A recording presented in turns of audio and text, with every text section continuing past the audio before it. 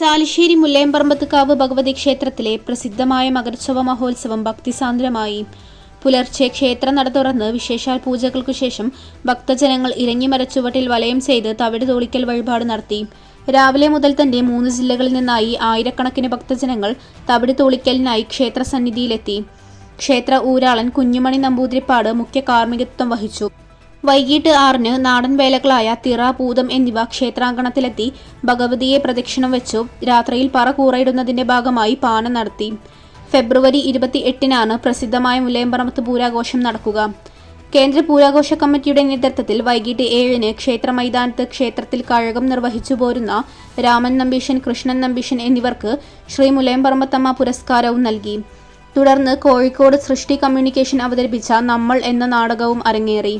പരിപാടികൾക്ക് കേന്ദ്ര പൂരാഘോഷ കമ്മിറ്റി ഭാരവാഹികളായ president Murali Kunnatheri, secretary Sreejith Padinjaremukku, treasurer Sushi Alikkara, vice president Jayan, joint secretary Prashanth, മറ്റു കമ്മിറ്റി അംഗങ്ങളായ രതീഷ് മോൻ പട്ടിശ്ശേരി, ദിബീഷ് വട്ടമാവ്, നിഷാദ് കല്ലുംപുറം, സുബീഷ്, അഖിൽ, സായൻ, സജിത്ത്, ഷൈജു, സുനീഷ് എന്നിവർ നേതൃത്വം നൽകി.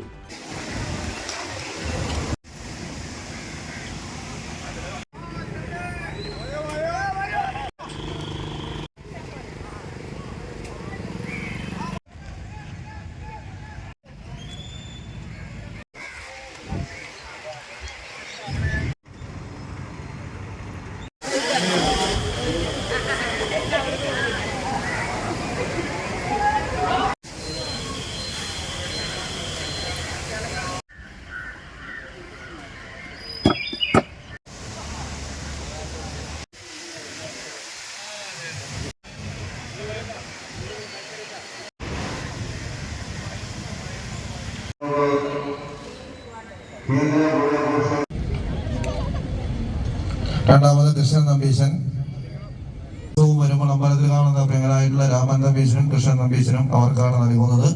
കേന്ദ്ര പുരാഘോഷ കമ്മിറ്റിയുടെ പ്രസിഡന്റ് മുരളിയെ കേന്ദ്ര പുരാഘോഷ കമ്മിറ്റിയുടെ പ്രിയങ്കരനായിട്ടുള്ള ശിവശങ്കരനെ വിളിച്ചപ്പോൾ അവർക്കാണ് നൽകിയത്. രണ്ടാമത്